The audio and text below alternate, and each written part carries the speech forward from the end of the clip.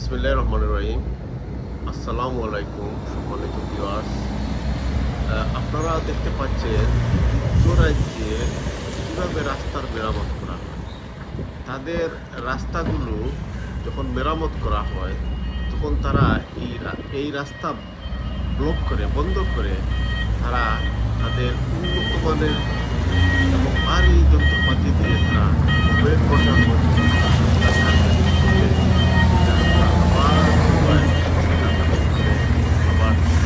তাদের চলাচলের উপযোগী করে তোলে।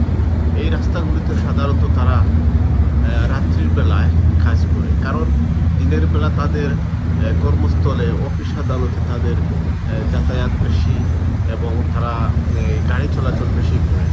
এই জন্য তারা রাত্রিবেলা তারা এই রাস্তার কাজ করতেছে।